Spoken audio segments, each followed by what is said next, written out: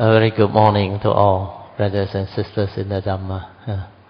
It has been quite a while since the last time I was here giving a series of Dhamma sharing invited by Brother Jim. So it's nice to be here again. I saw a lot of changes, which is very good. The puja format all different. Coming to today's topic, I think is a very important topic. The three turnings of the Four Noble Truths as proclaimed by Lord Buddha. How many of you have heard of these three turnings? So few. Do you know this is one of the most important teachings of the Buddha? Because he spoke this teaching under his first sermon, immediately after his enlightenment, after he left that place to seek for the five ascetics who could understand him.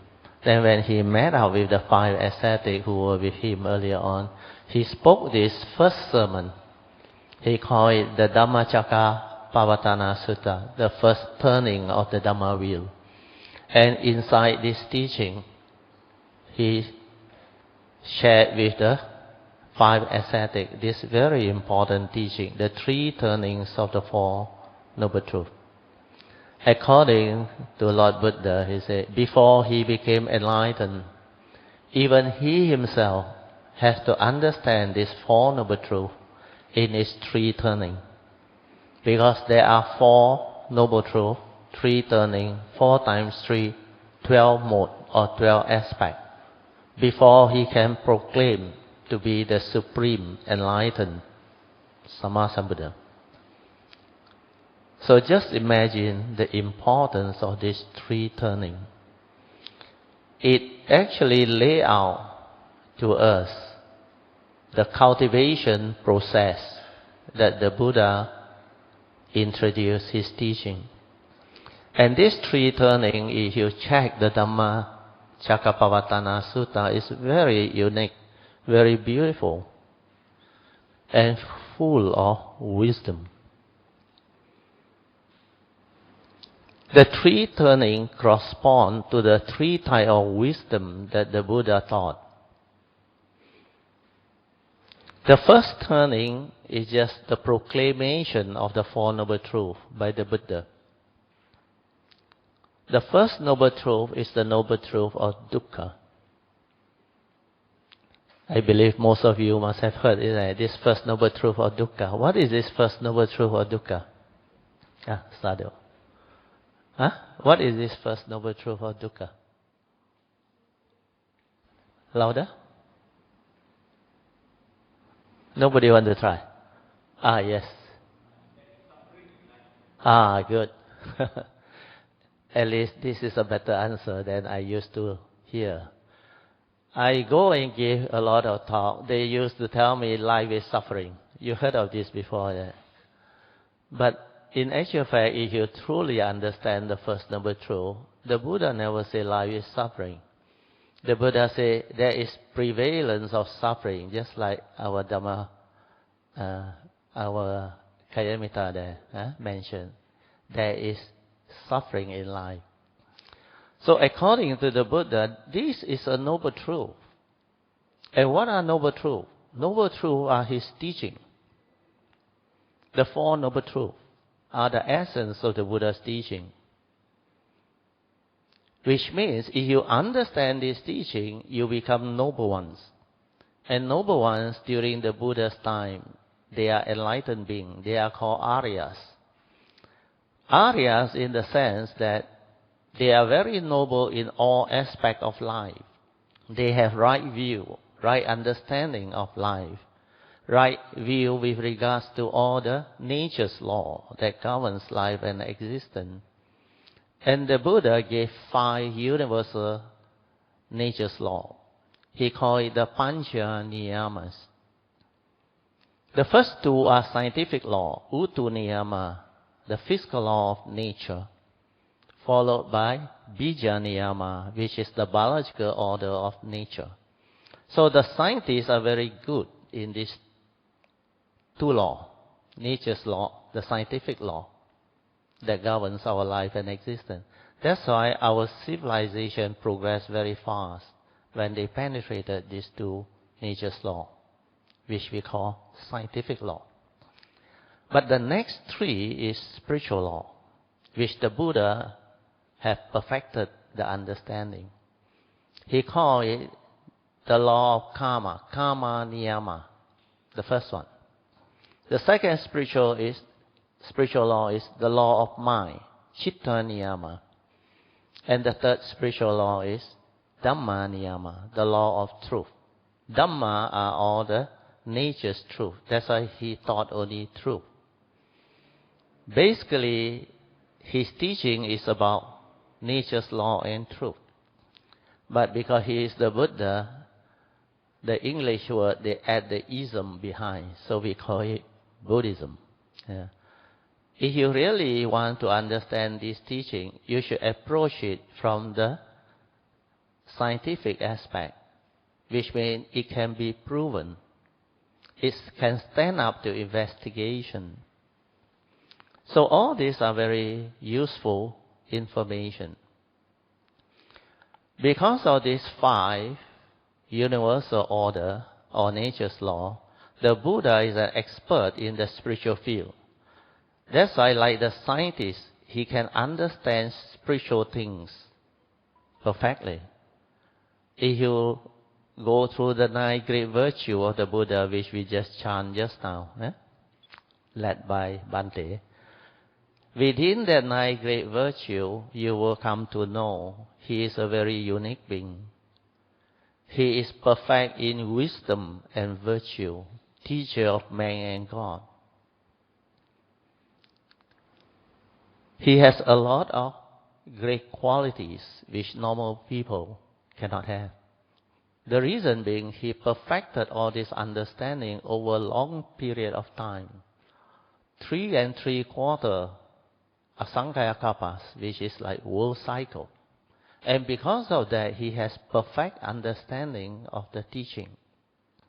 That's why he can come out with this summary of what he understands, and he calls it the Four Noble Truths.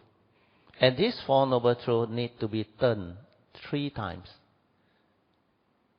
so that you can get the complete wisdom as taught by him. I will write the title down so that people can really follow.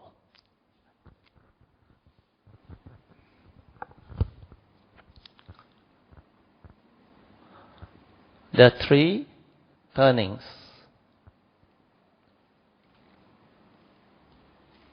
of the Four Noble Truths. These 3 turnings are very unique teachings. Like I said just now, the first turning is about proclamation of truth. First turning.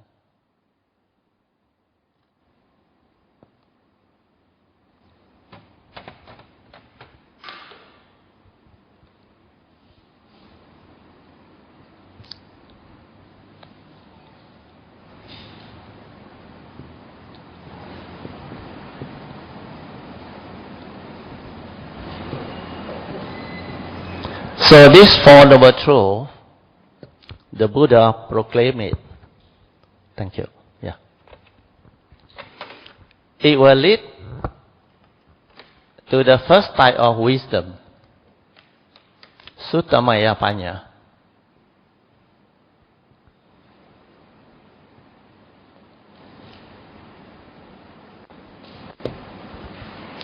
As you understand the Pali word, Sutta means the discourse of the Buddha. Panya means wisdom. Wisdom born of hearing the Sutta. Because during the Buddha's time, you can only hear the Sutta. There is no proper written language. There is no multimedia like what we have nowadays. No recording, no CD, no pen drive. You cannot communicate. You can only wait for opportunity, time to listen. If you miss his proclamation or sharing, you have to wait for Ananda to repeat, or some of his Aryan disciples. Yeah. So if you have your past cultivation, parami, immediately after you heard him speak, or not necessarily you hear from the Buddha, because that Buddha, which is 2,600 over years ago, already parinibbana. So there is no more condition for you to hear from him. But you can still have his teaching. So nowadays we extend this Suttamaya Panya further. You can read them through the whatever material that you have. It can be in book form or in the internet form. But internet, you have to be careful. Even books, you have to be careful. Not all are authentic true teachings. So you need to have the understanding to screen them, to investigate upon them, to put them to test. Because this teaching, according to the Buddha, is very unique. It stands up to investigation. Where is the truth? That's why it is very special. If you put it to test, it will never fail you. And then you know this teaching accord with nature's law, accord with life, accord with what we see and experience in society and life. That's why it's the truth. It's just like the scientists. They had to put forth the hypothesis, then put it to test, confirm, become theory. When they understand and confirm as theory, other people use it again, it stand up to investigation. That's why it become very powerful. They can have a lot of understanding. Because of that, then they develop the progress that we have witnessed nowadays. So through reading, through listening or hearing, you can develop a type of wisdom. And you have your past cultivation, like those monks at the time of the Buddha. When he proclaimed this Dhammacakkappavattana Sutta, the first sermon, before he even finished, Kondanya, one of the 5 ascetics, became a Sotapan straight away. Through hearing, nothing else. He was not meditating. He was listening attentively with the sati, or mindfulness. Attentive listening. So just through listening to the sutta, the discourse of the Buddha, he awakened. That's what the first turning is all about. So there are 4 Aryan truths. Each Aryan truth, the Buddha proclaimed it one time. He said, the first noble truth, now I will come to the detail of it. The first noble truth, according to the Buddha, is about the noble truth of dukkha. He said, in our world, in our existential world, there are 8 realities or conditions in life, where everybody who lives long enough will have to confront. If you confront them without the wisdom, the understanding that he has realized, you will suffer. That is the meaning of the first noble truth. That's why first noble truth is about the noble truth of dukkha, suffering. There is a noble truth to explain to you the prevalence of suffering. If you don't have the wisdom and the understanding, you confront them, you will suffer. And what are the 8 conditions?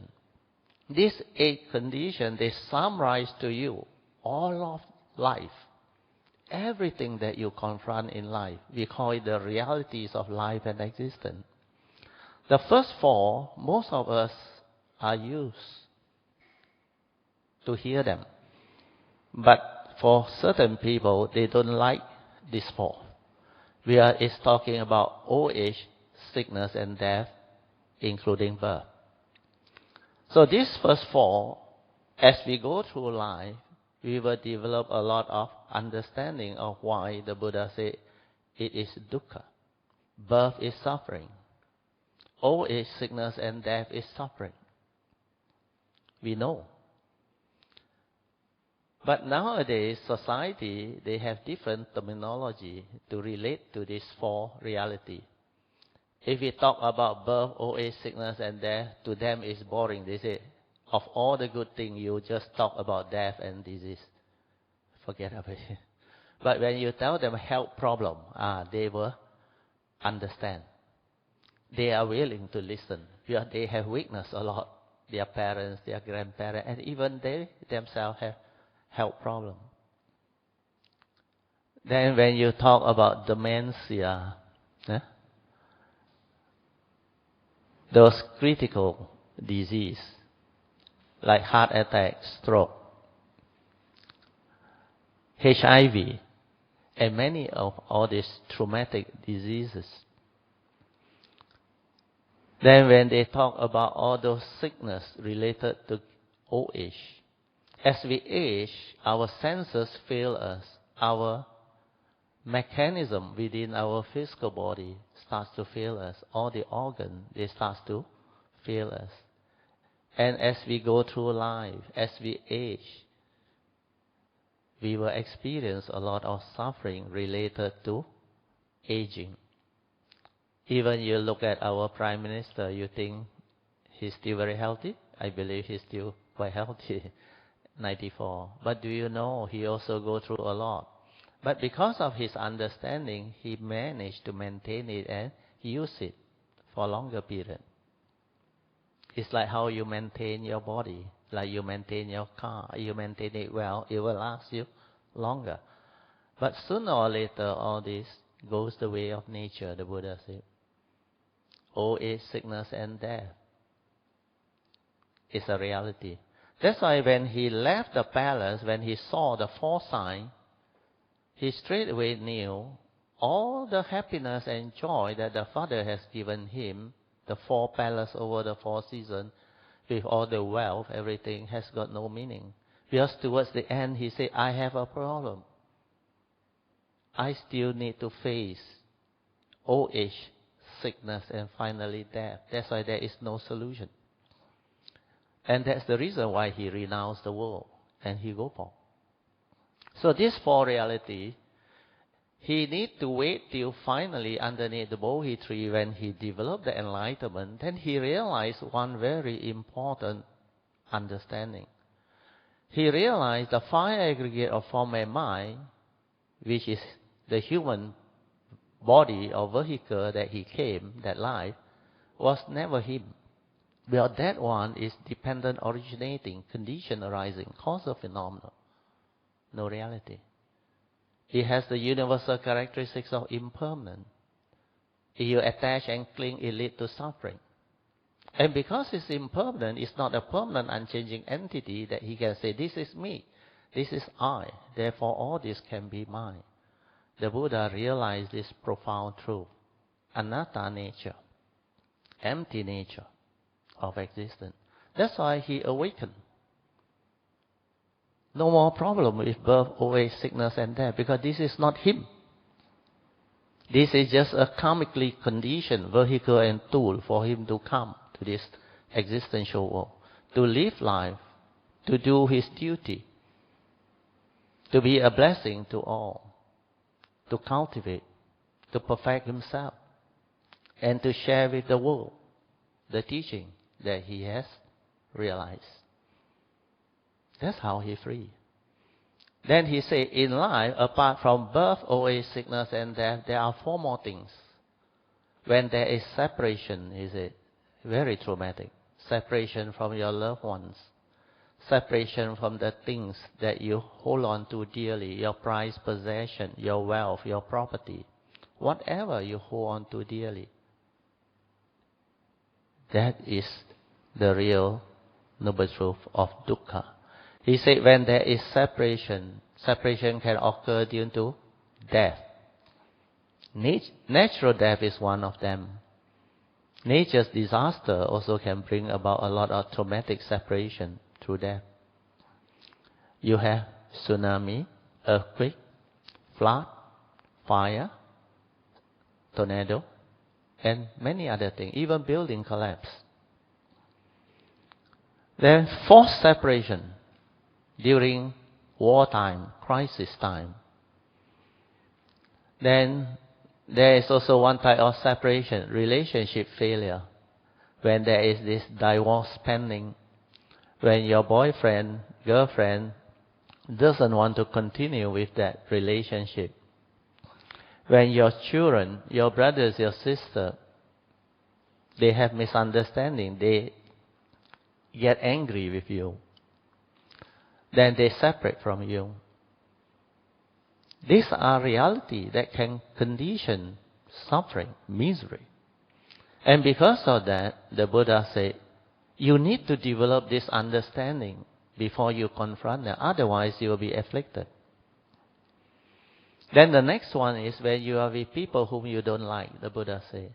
And who are the people whom normally we don't like before you have the Dhamma? First one that comes to mind is what? Those people who bully you. True or not? Then for ladies, maybe your mother-in-law. That one is quite obvious. Then sometimes you are not so lucky when you lose your parent when you are very young. Or sometimes one of your parents is no more, then your living parent remarry. Then you have stepmother, stepfather. They can give you problem too. Even your children who go to school, they can also have problem. People whom they don't like. Those who bully them, like gangsters and all those things. Then there is also this job environment.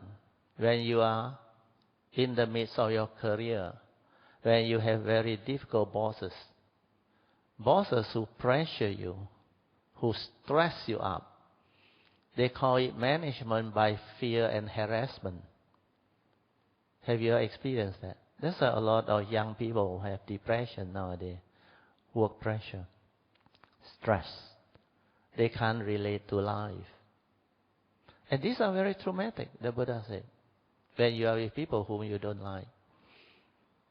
Then continue the seventh one, when things don't go your way, when your expectations in life are not met, when you cannot get what you want, you become unhappy, you become miserable. And some of this can lead to depression. Then he summarized all of suffering, he said, in short, it is due to human delusion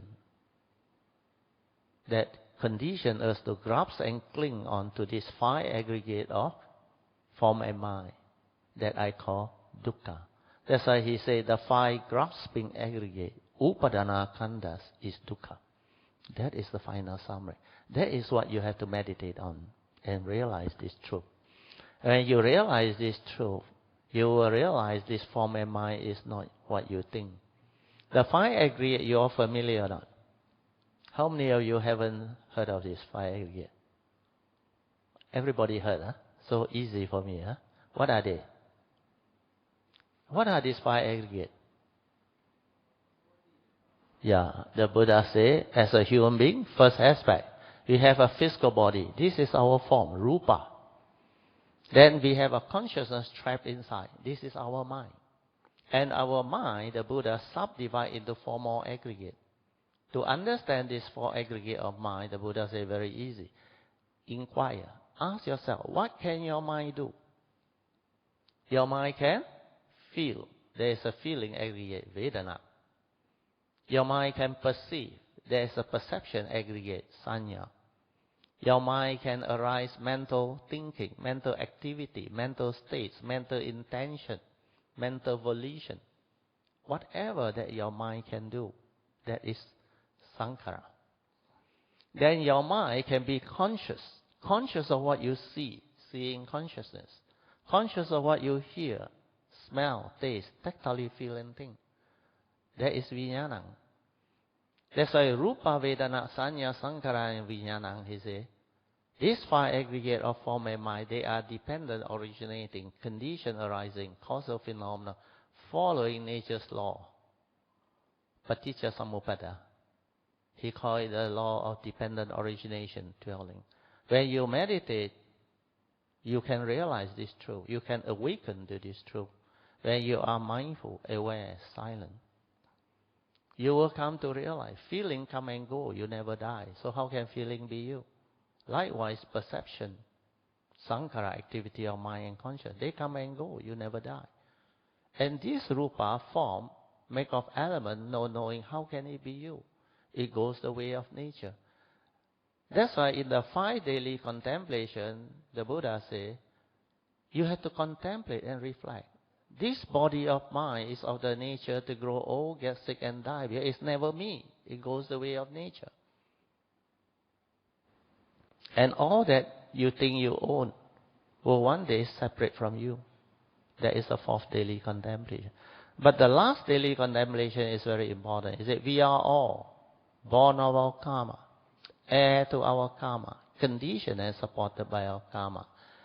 And we are what we are because of our karma. That is the most powerful contemplation regarding the law of karma. If you understand this law, what must you do? You must take care of karma. Isn't it? Our entire life depends on karma. You are born of it, heir to it, conditioned and supported by it. And you are what you are because of it. That's why you take care of karma means you follow the advice of the Buddha. Why? The advice of the Buddha is just to avoid all evil, do good, and purify the mind. The famous Dhammapada verse 183. Sabba papasa akaranang, kusalesa upasanpadan, sachitta pariyotapanang, etang buddhana sasana. The Buddha says, Sabbe is all. All evil, akaranang, you have to avoid. Then all wholesomeness, you have to cultivate. Then the last one is purify your mind. Sachitta pariyotapanang. So avoiding all evil is to avoid evil karma. Then do good, cultivate wholesomeness is to develop wholesomeness. That's why Noble Eightfold Path is the path that leads to the end of all suffering. And that is the meditation. That's why under this Dhammacakkappavattana Sutta, when the Buddha started the teaching, he said there are 2 extremes you need to avoid. Sensual indulgence and self-mortification. You have to tread the middle path. And he said this middle path is none other than the Noble Eightfold Path. The first path factor is right view or right understanding. When your view is right, it will lead to right thought, right speech, right action. And what are the 3 right views? Right view in regards to law of karma. That's how his teaching come about. Avoid all evil, do good, purify the mind. And how to avoid all evil? Keep the precept. Just now, the monk administered the precept to you. Why keep the precept? Because the precepts are major evil that you have to avoid. And what constitutes evil? The Buddha said the 3 evil roots of greed, hatred, and delusion constitute evil. And you have to expand on it. What is greed? Greed is not just greediness. Greed is beyond, way, way beyond. All of your craving, desire, covetousness, grasping, clinging, the things that you hold on to, these are your greed, including all your selfish thinking, selfish emotion, selfishness. Everything that you want to take advantage of, they are greed. Then when you understand this, you will know how to cultivate. That's why the Buddha said, to cultivate, you must develop heedfulness. Just now the monk, when he go through the teaching, he said, Apamadena sampadeta. This is the last advice of the Buddha before his parinibbana. He told the monk, strive on with heedfulness. And what is heedfulness? Dhammapada verse 23. The constantly meditative, ever mindful, and steadfast one, they will realize the supreme enlightenment, Nibbana. And that is what heedfulness is all about. That's why heedfulness has 2 parts. Constantly meditative, ever mindful. That's why you need to train your mind to develop this mindfulness, stabilize it to be ever mindful, then use it to cultivate Noble Eightfold Path. That is what meditation is all about.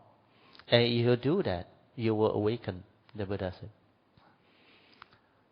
So I have finished the first Noble Truth proclamation. Yeah? Now we come to the second Noble Truth. The second Noble Truth, the Buddha said, there is a cause behind all suffering.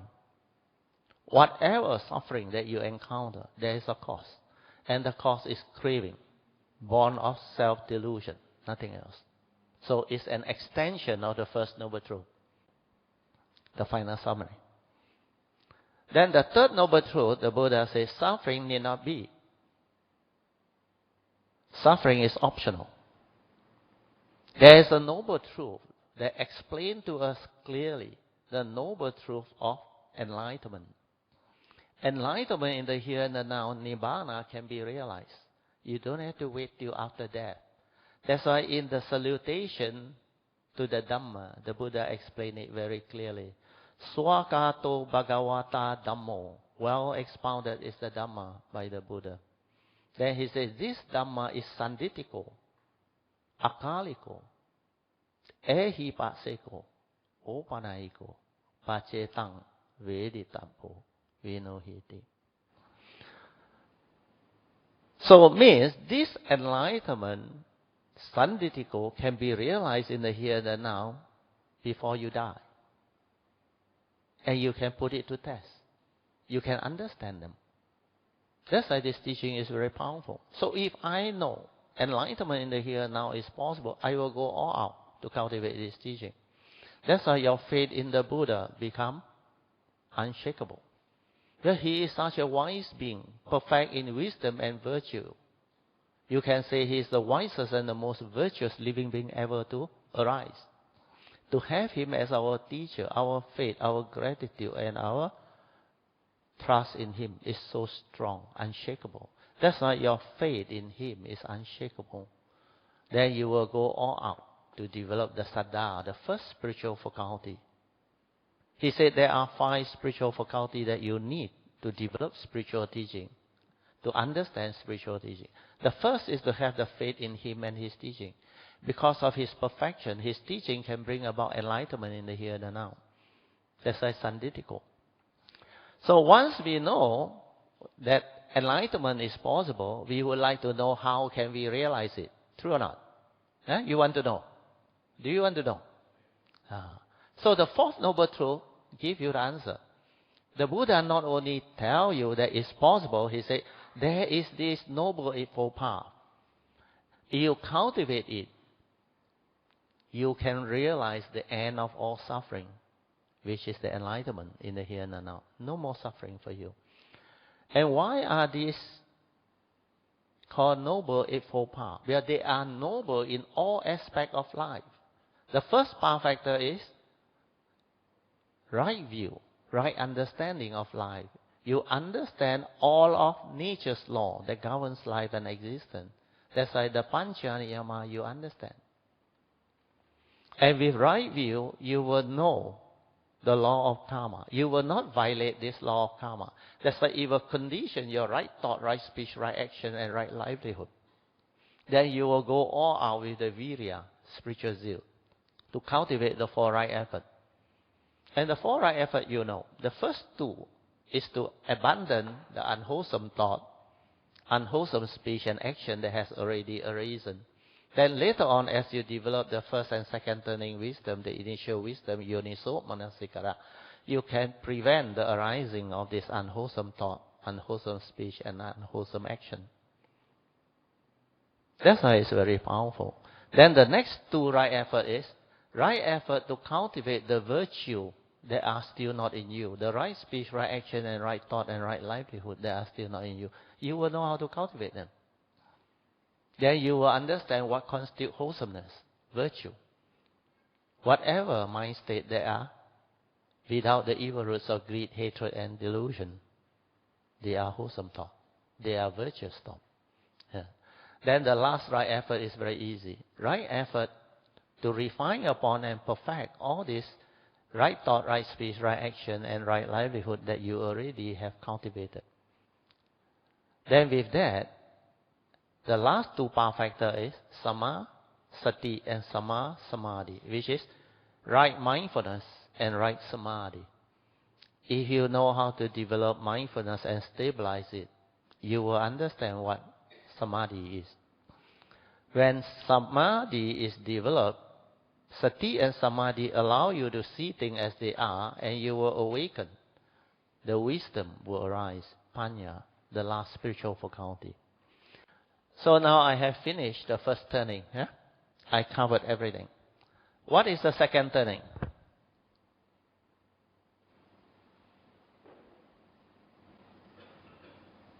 Anybody knows what is the second turning? Yeah? How did the Buddha turn the Four Noble Truths under the second turning? Maybe most of you haven't heard before. Okay, I will go into this. So the Buddha said, if after hearing his proclamation, his teaching, you cannot awaken, you cannot really develop the understanding to become enlightened, what must you do? You have to reflect, you have to contemplate, and you have to inquire into his teaching. So here is about reflection, contemplation, and inquiry.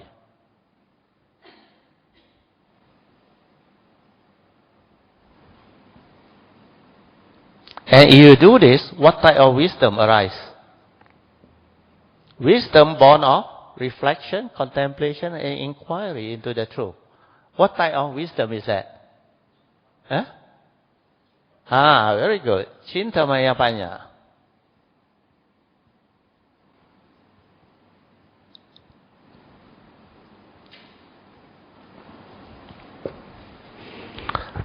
How do you cultivate this? Take, for example, the First Noble Truth. The First Noble Truth is very important, very powerful. The eighth reality. You have to inquire through what? Why did the Buddha say birth is suffering? Do you agree with him? Do you agree birth is suffering? Oh, sure. Why? Why? Any mic for her? You want to try? Do you have a mic for her? I help you first. Yeah, the mic is here. Because with birth comes what? With birth comes what? With birth comes what? After you are born, what do you experience? Old age, sickness, and death, isn't it? All the other realities there. That's why birth is suffering. Another aspect of birth is suffering is what? When we confront birth, we always think of the good thing. No? Oh, I'm going to be a dad. I'm going to be a mom. I'm going to have a baby. Then the in-law, the parent, I'm going to be a grandpa. I will have a grandchild. But you never think of the other side of the possibility. What happens if there is complication? What happens if it doesn't materialize? Then what happens if the birth comes with problems? Suffering arises because of attachment, self-delusion. That's why the Buddha realized this. Then for mother who have gone through the birth process, they will understand why the birth process is suffering. You think easy to give birth? A lot of suffering. The birth process itself is full of suffering. And the first thing that the child did is what? Cry. Then when you carry the baby during pregnancy, the morning sickness, you have to sacrifice a lot of things as a mother. And there's a lot of suffering that comes with it. The morning sickness and all those things. It limits your movement. Then if you fall, there's a lot of problem. That's why when you reflect, you contemplate, you allow all this recollection of what the birth process is. That's why when you recollect through your mind, which is in the creative state, when you are quiet, alone, creative, you reflect. Then you start to understand. Then you start to see. No wonder the Buddha said birth is suffering. Well, these are the reality that happen during pregnancy. These are the reality that happens in life.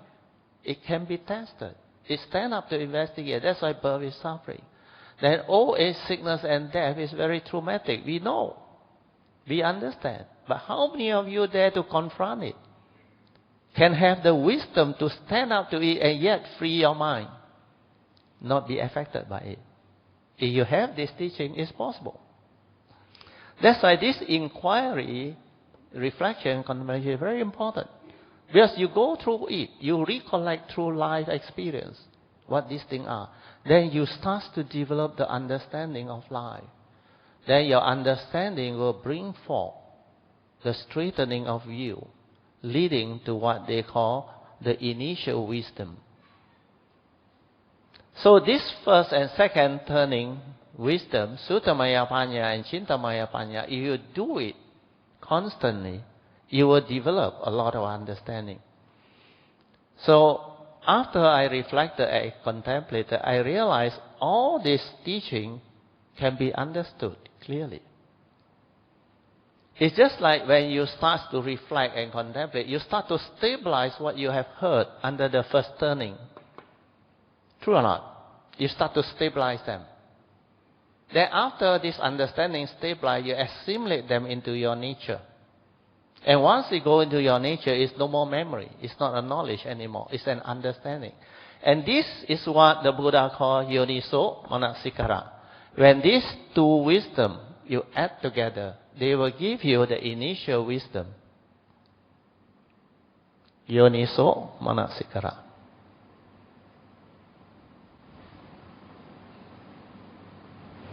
So this is the initial wisdom. And this initial wisdom is very powerful. When you confront life, the first noble truth reality, whatever the eight reality, when they come, straight away it will prompt you, this initial wisdom. The 5 daily contemplation will arise and prompt you. This body is of the nature to grow old, get sick and die. It's not me. That's why you will know how to make use of this physical body to live life and don't have to worry about life. Means what? Don't have to worry about it getting sick, getting die, or getting old and die. Because this is not you. If you need to take care, take care. It's just like your car. Is the car you? You are the owner.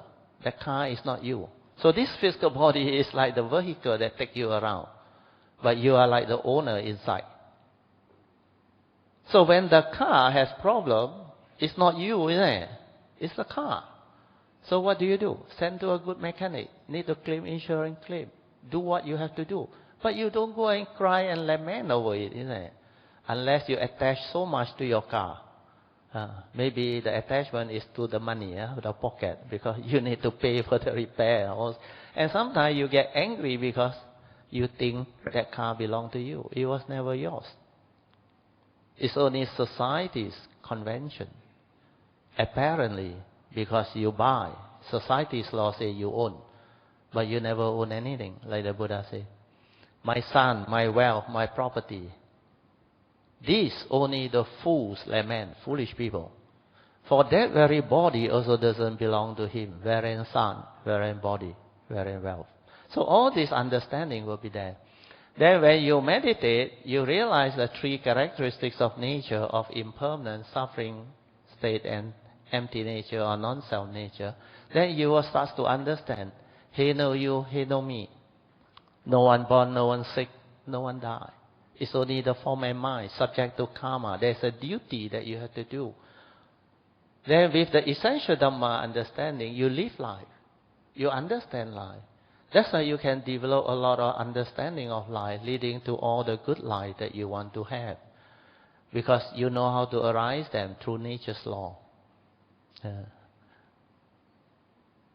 To tell you the truth, initially, before I came to know about the title of this talk, which was yesterday when Suyan WhatsApp me, all along I was telling my Kayamita, I supposed to give another talk. Success in life following the Dhamma way. Then when Suyan texted me, I said, no problem. I integrate them together. Then I will use this title for today.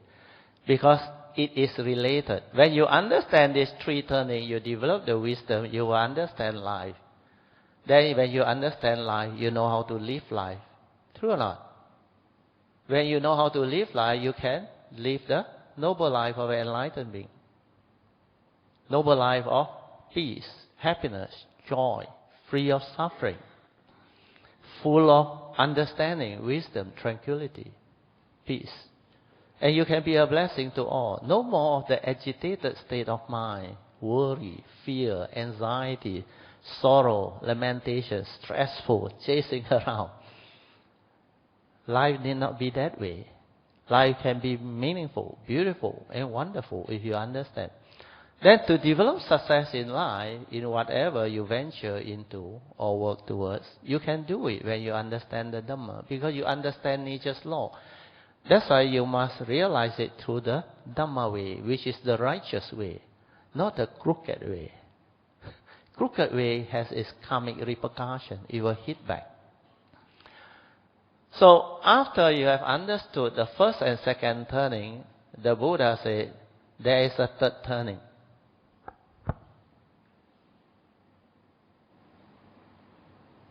Before I go into this third turning, I would like to maybe develop a bit of deeper understanding of the turning. This second turning, for all the Four Noble Truths, the Buddha have a different emphasis. That's why under this second turning, the first Noble Truth or dukkha, the Buddha say, this first Noble Truth or dukkha is to be understood.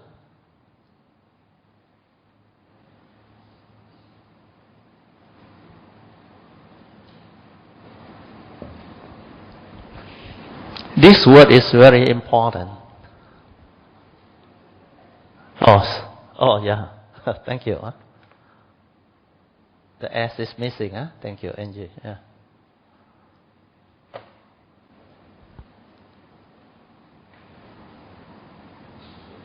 Why did he say it's to be understood? Because a lot of Buddhists, I realize, when they ask you what is the Four Noble Truths, you only know how to chant the four things. Dukkha, Samudaya, Nirodha, Magga. If you know Pali. If you don't know Pali, maybe some English word. Suffering, cause of suffering, end of suffering, and the path that leads to the end of suffering. But do you really understand them? That is what the Buddha meant. He said, this Noble Truth or dukkha is to be understood. Means you must go through all the 8 realities that I explained just now.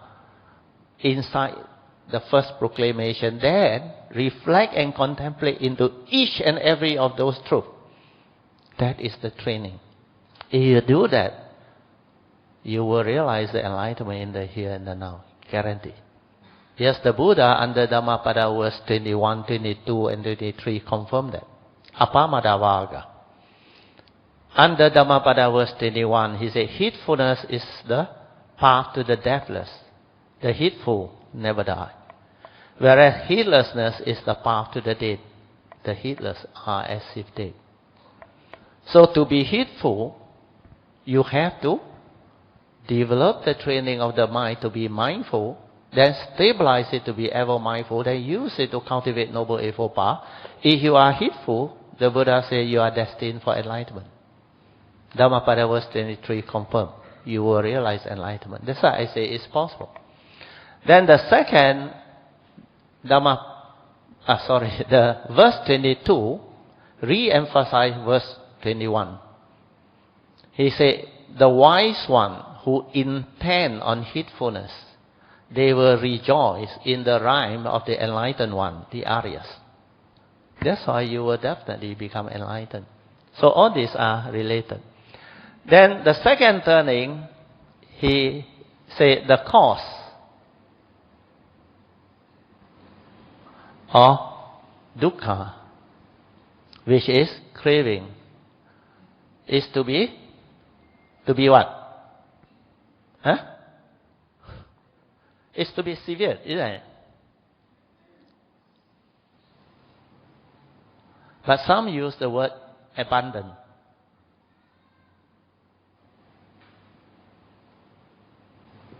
But a better word should be cease. You should cease it through wisdom, through understanding. That's why this second turning, you have to reflect, contemplate. Then you ask yourself, why? Why must I abandon it? If I don't abandon, it will cause me suffering. True or not? That's why you have to abandon it. So how to abandon? That's what the third turning is all about. The third turning will teach you how to do it. But the third turning is about meditation. Yeah. So third turning is about meditation.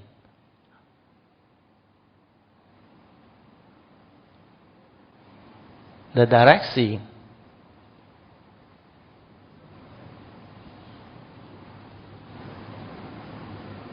So this one will lead to what type of wisdom?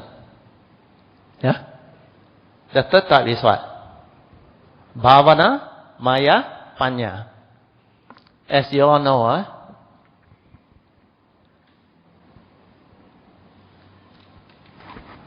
Bhavana is meditative training. So wisdom born of the meditative training. This is Bhavana, Maya, Panya. So this one is the first noble truth, second noble truth. Then the third noble truth, the Buddha actually continue under the second turning. You all cannot see the red color. Maybe I use blue.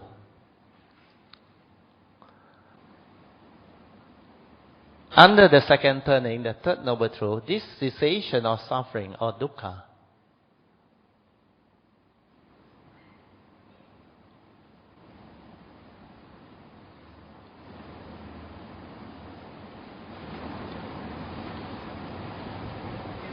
this cessation of suffering, of dukkha, which is the enlightenment, nibbana.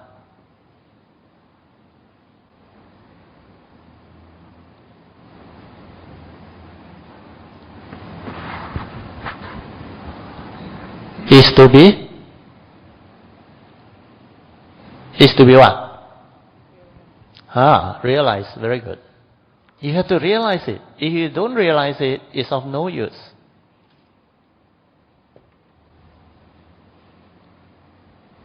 Then the fourth one is what? This Noble Eightfold Path is to be what? Very good. Cultivated.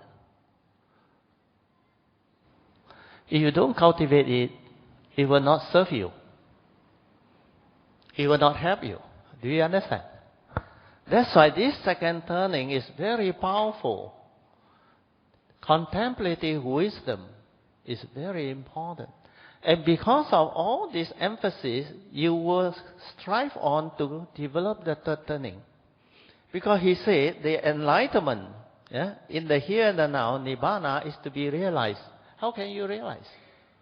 You have to cultivate the meditation, the four foundation of mindfulness. If you go into the Avijja Sutta, this Avijja Sutta is very important also. This is a sutta on ignorance. You can go and Google this one. Avijja is ignorant. They got two cycles. They got the ignorance cycle followed by the enlightenment sequence, which is the cycle that you need to understand. He said, under this Avijja Sutta, the Buddha said, there are 10 steps to enlightenment. What is the first step? You all have to have Dhamma friends. You should have it. Most of your friends are Dhamma friends. Not Macau friends. Dhamma friends. Step 2 is what? You also have. Because you have Dhamma friend, the Buddha said, you will have opportunity to listen to the true Dhamma, which is what you are doing. And step 3 is what? When you listen to the true Dhamma, you develop the first turning and second turning wisdom. That is how you cultivate. You develop the initial wisdom, yoniso manasikara. And this is step 4. When all this you reflect, contemplate, and it stand up to investigation, what happened to your faith in the Buddha, Dhamma, and the Sangha? Very strong, isn't it? And that is step 3. Step 3 is faith in the Buddha, Dhamma, and the Sangha. So step 4 is yoniso manasikara. When you have this initial wisdom, then your mind becomes different. At the moment of sense experience, this yoniso manasikara, which is wisdom at the moment of sense experience, will arise and prompt you, and tell you, sabbe sankhara anicca, sabbe sankhara dukkha, sabbe dhamma anatta. Straight away the defilement ceases. Because you have no more self-delusion, ignorant. You understand the teaching. So because of this, your mind will not stir like before, react to sense experience, like and dislike, pleasant and unpleasant sense experience. You no longer get agitated with life. You become more and more at peace, more and more calm, more and more quiet in the way you approach life. So this tranquility of mind, stillness of mind, and the silent mind, which is the meditative mind, will arise. That's how your daily mindfulness come to be. Sati, stabilize. Then when you understand the 4 types of clear comprehension, sati sampajana will arise. That's why the 5th step after yoniso manasikara is sati sampajana. When you have sati sampajana, mindfulness and clear comprehension in the midst of life, your mind becomes very different. You can see things very clearly, and you understand what constitutes evil. That's why you can have the 4 right effort to abandon them, to prevent them from arising. And you can cultivate virtue. And because of that, the next step, 6th step, step 6 is sense restraint. You can have sense restraint. By then, your precept is in order. You can never break that precept. After that, you are at least a sotapan. And because of the sense restraint, the next step, step 7, the Buddha said, is the 3 way of right conduct. You can have right thought, right speech, right action all the time. No more problem. And then 8th step is the 3rd turning. 8th step is the cultivation of the 4 foundations of mindfulness. That's why under the sutta, the 4 foundations of mindfulness, you must be mindful of the opening statement. After overcoming covetousness and grief, then only you can cultivate the 4 foundations of mindfulness. Kaya-nupassana, Vedana-nupassana, Chitta-nupassana, followed by Dhamma-nupassana. That's how the whole teaching are connected and linked.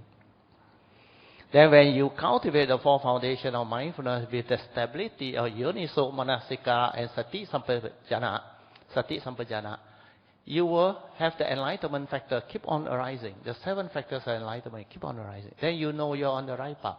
And that is step 9. Then after that, the Buddha said, enlightenment in the here and the now. 10th step will arise. Okay? So with that, I will end my today sharing. Yeah? Yeah. Sadhu, sadhu. Brothers and sisters, may I know, do you have any questions for Brother Teo?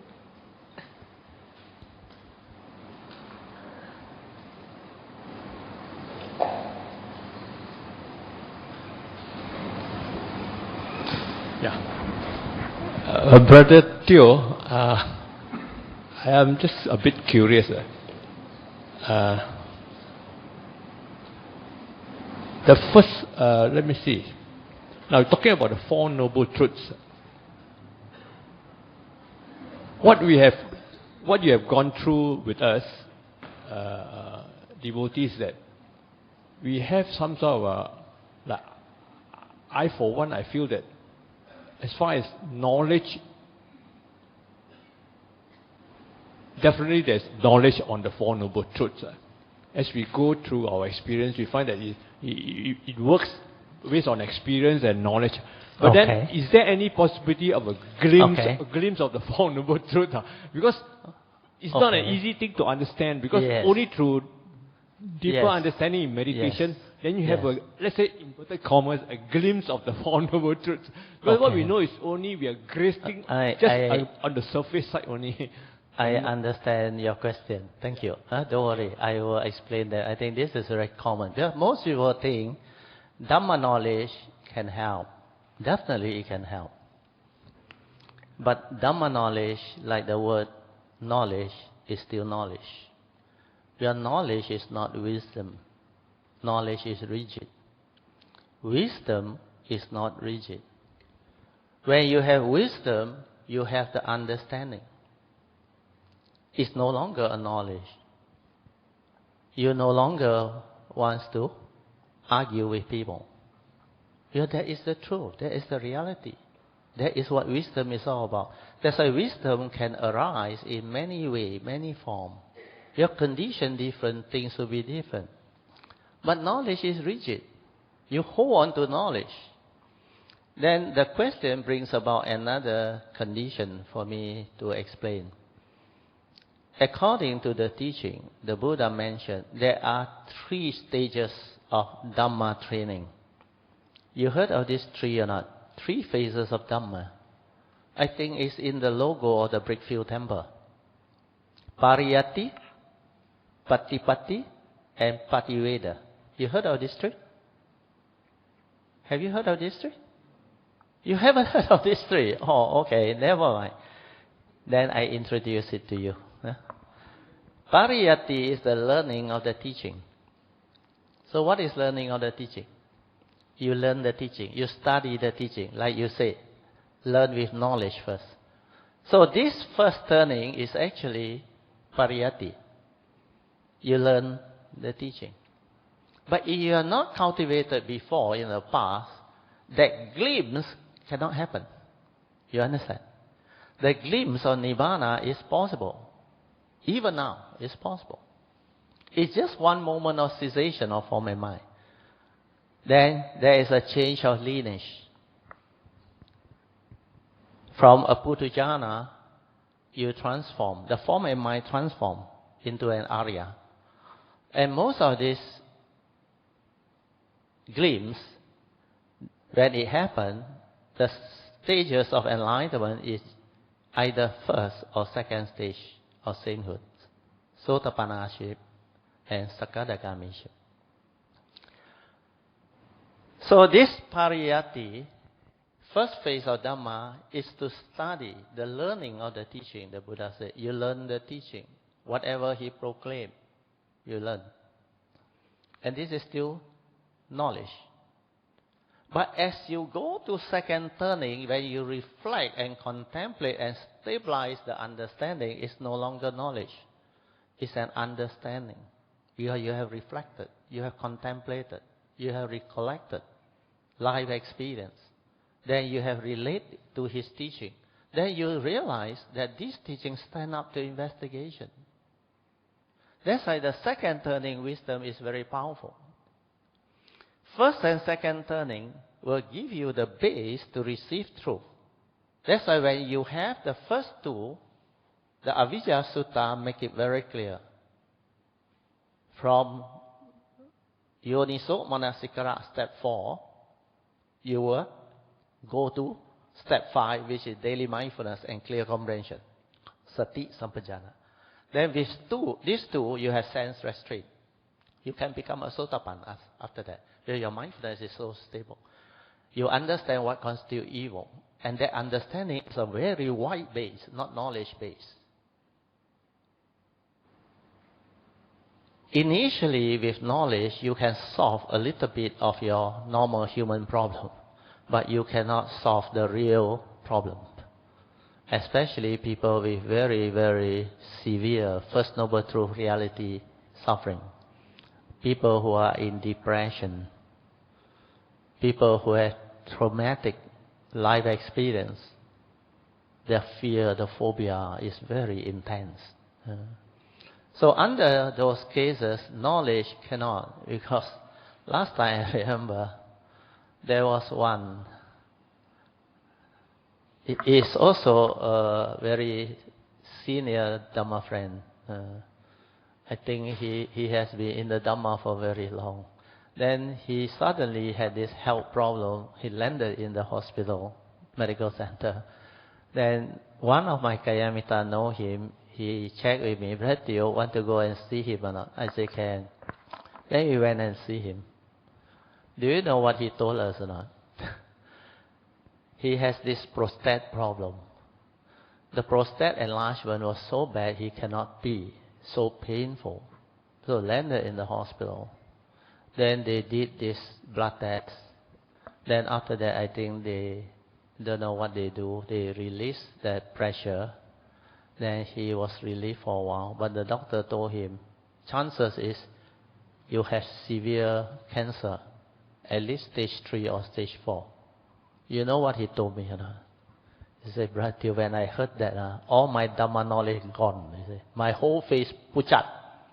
I don't know what to do. He said, for 1 week waiting for the not autopsy, sorry. What you call that? Biopsy. Biopsy result. For 1 whole week, he can't sleep. He panicked like anything. The thought project, worry. He just retired from a very, very well-paid job, to enjoy life, and he had this thing. That's why he told me, Brother Teo, what you say is true. Knowledge can never free. And he's a very senior guy, If I'm not wrong, he's president of one of the Buddhist society. And it can be so bad, so traumatic, because that is knowledge. But when you really have the understanding, the wisdom, the awakening, you will not react. You will know this one is never you. This one is just a vehicle and a tool, karmically conditioned for you to come to this world, to live life, to experience life, to go through life. Maybe for some of you to pay back karma, because that is your karmic debt. But some, to experience the fruition of your wholesome deed. That's why you have happy moments too. You have good life too. Good karmic inheritance. So this type of wisdom, they will arise slowly. So pariyatti is initially you learn the teaching, then you go to the second turning, which is the initial training. So that fall under patipatti. After you have learned the teaching, the Buddha said, you must put this teaching into practice. You must cultivate it. That's why patipatti is about cultivation of the teaching. That's why Chintamaya Panya is the cultivation. But to have the very potent awakening, the direct seeing, the wisdom that is very penetrative, you have to meditate. You silence your mind until this silent mind can really awaken to phenomena, to the universal characteristics of all phenomena. Through that silence, it all of a sudden will awaken, because the first and second turning understanding or wisdom initially will prepare you to receive truth. That's why during the Buddha's time, sometimes they heard something, they awaken. The fire sermon, you remember? How many of those monks become arahant after hearing the fire sermon? The Buddha just told them, everything is burning. With what is it burning? With the 3 evil roots of greed, hatred, and delusion. The eye is burning. The ear is burning. Then he go to the smell, the taste, the tactile, and the thought. Then he said, eye consciousness is burning. Hearing consciousness is burning. Just from all this, 6 sandal, they become arahant. It's because they have cultivated before. They only need to have the truth spoken by an enlightened being like the Buddha. Then they will awaken. That's why the second phase of Dhamma, Patipatti, is very important. You have to put it into practice through the second turning and the third turning. And when you do it, you can awaken. And then the third phase of Dhamma is the best, Pativeda. The Buddha said, if you can finish the first and second stage or phase, then you get to live the third phase of Dhamma, Pativeda, the life of an enlightened being. You get to reap the fruit of your hard work. Yeah. Means you get to live the life of an enlightened being, free from suffering, with all the beautiful understanding. That's why life becomes meaningful, wonderful. And you can get to experience all of the beauties and wonders of life. Then from there onward, you will not have any more suffering or misery or whatever thing that happened to the world, to you, to your loved one, it will not affect you at all. You understand clearly. Everything within the conditioned world, they are dependent originating, condition arising, causal phenomena, no reality. He no you, he no me. Anatta. So all this you will come to understand. But you have to go through the phases of cultivation, the stages of cultivation, for you to develop the understanding. Otherwise, the only means of learning is just your mundane mind.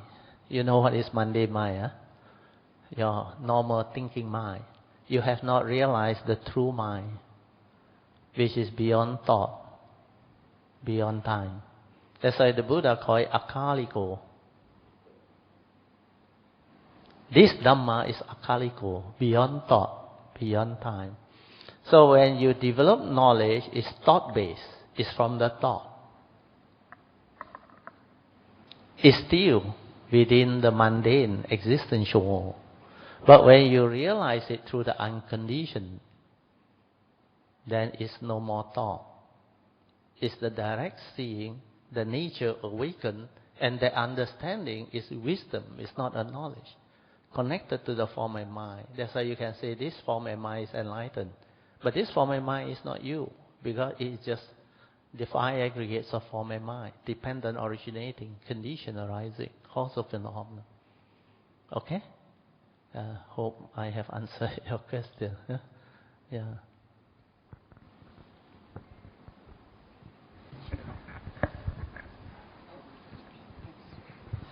Good morning, Brother Teo. I have a question about the ego. I think, in terms of the 3 universal laws of nature, we know that we have the understanding that all phenomena comes to non-self. There's no is anatta. But I think, from my reflection, I look at the, conflicts arising in the world today, everywhere, whether it's abroad or locally, is a lot of ego involved.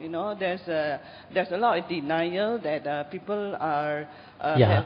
What is your question? Yeah. What is your question? So, my question is that there's no truthfulness, in terms of the truthfulness to realize, and in as a Buddhist, how can Buddhists be truthful to themselves that they are they are really conquering the ego, and they realize the concept of non-self in everything. Thank you. Yeah.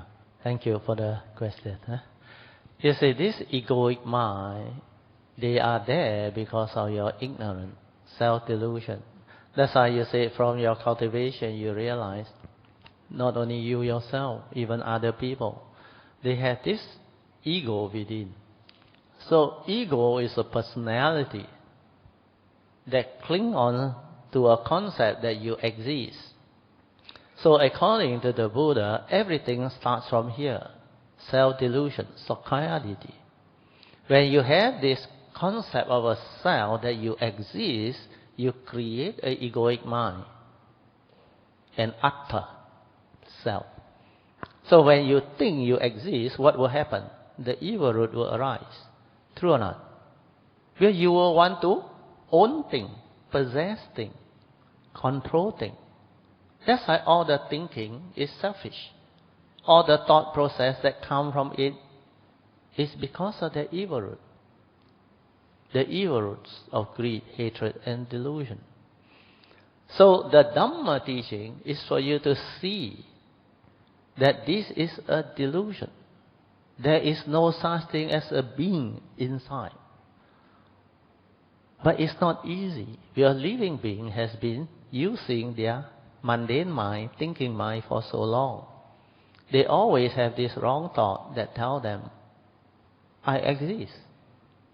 If I don't exist, how come I can have thought process? I can think. I can develop the emotion, the feeling, and all those things. How can you say this is not me? I want to do whatever I can. I want to run, I want to jump, I can. I want to commit suicide also, I can. Why you say it's not me? So how do you develop the understanding to let them understand that this is an illusion? They will never believe you because they have not seen the truth. But when you meditate, you silence your mind, you go into the stillness, then you will start to see the dependent origination, like the Buddha said. From the stillness, the thought arises. We always believe that there is a thinker behind the thought. True or not?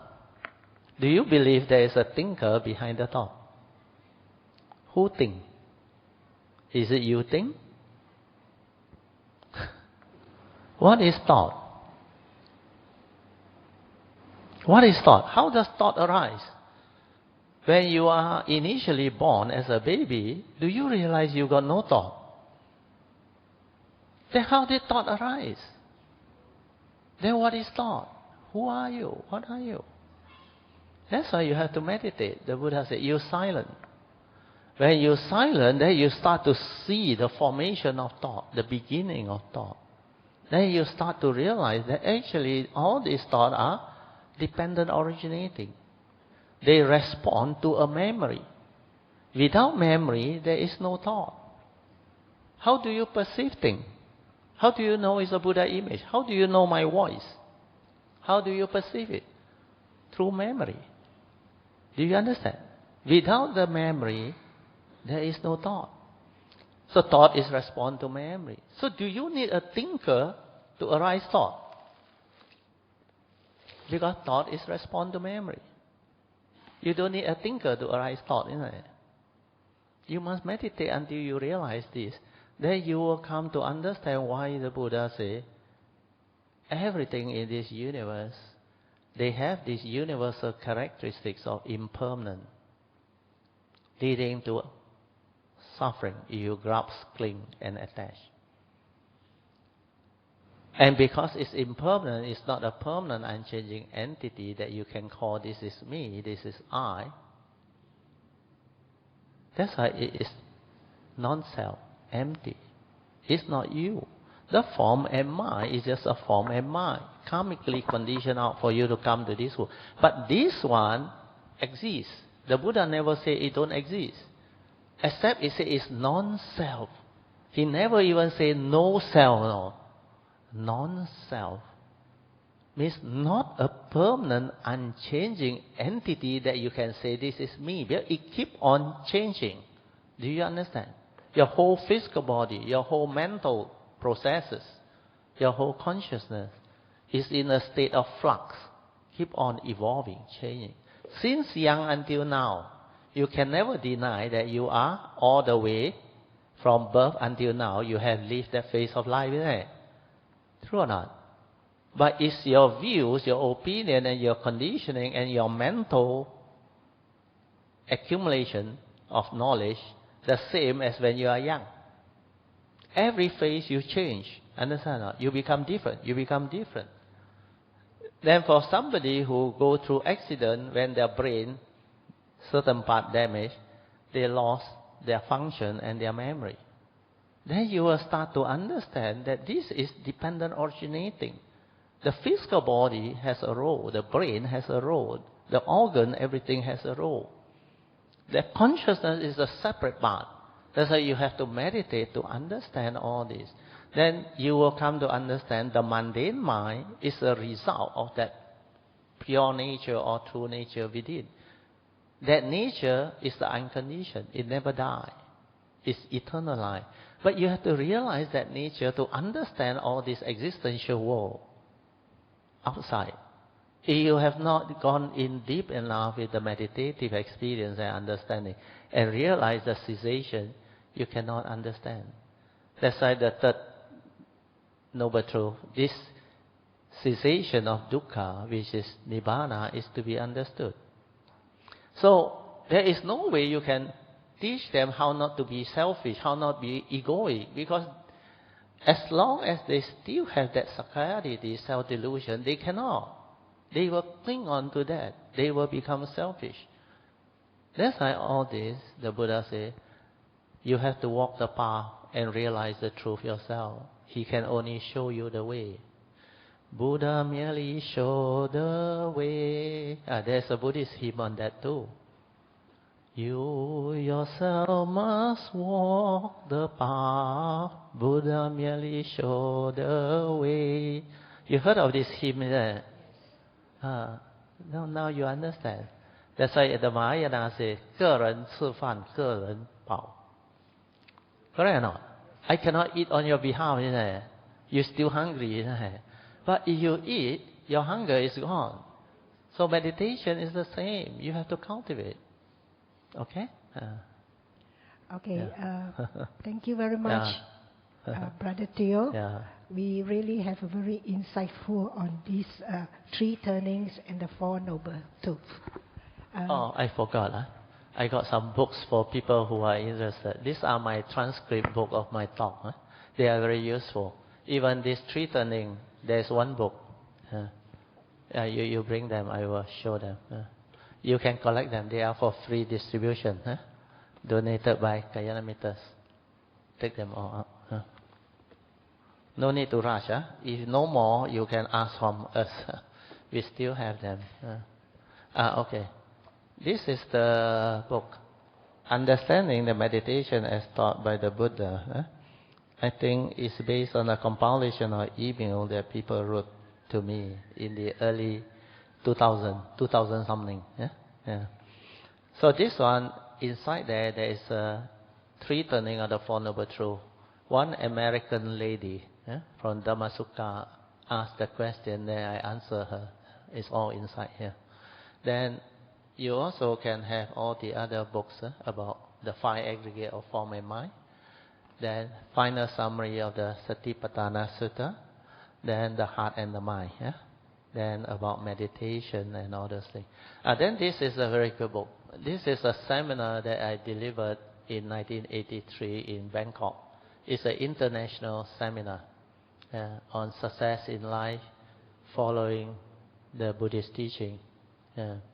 And this one is in the year August 2013. You read through, you will know. It's a very good book. It summarizes to you all the teaching inside here. But after that, you need to go and cultivate yourself. It only summarizes for you. But when you read, you will understand the beauty of the Buddhist teaching. Then there is one on meditation, bhavana. You can have them. Okay. No need to rush. After that, you can just pick it up. Then if you need more, just let us know. Also, another thing before I forget. You want to know more about my sharing, you can go to this website. our website, brotherteo.com. You just Google this one. Huh? Then the whole website will come out. There's a menu. Then you click on home page, is the latest talk. Then about us, you read through. The Avijja Sutta is there also. Then there is this activity, the repository of all the Dhamma talk, Dhamma sharing, the audio file, the video file, and all the publication, the books. They are all for free distribution. If you see them, you want a copy, you just let us know. Huh? You can contact any of the Kalyanamitta, then they can arrange for you to have them. Then I forgot one last thing. The third turning, the Buddha also emphasized on all this. The second turning on. But the third turning, he said, the first noble truth or dukkha, instead of to be understood, he changed to has been understood. Has been understood means what? He has understood what suffering is, the cause of its arising, the cessation, the path that leads to the cessation. That's why he has understood the Four Noble Truths. It leads to enlightenment. That's why it's Bhavana Panya. Then the second Noble Truth, the cause of arising of suffering, instead of is to be abundant or severe, has been abundant or severe. So the third turning is all about enlightenment. Then this cessation of suffering or dukkha, which is to be realized, has been realized. That is the third turning. Then the last one, instead of Noble Eightfold Path is to be cultivated, his third turning has been cultivated. Means you have already cultivated. That's why it's all about enlightenment. Okay, thank you. Okay, thank you again, Brother Teo. Shall we say a bit, 3 times sadhu to Brother Teo? Sadhu, sadhu, sadhu.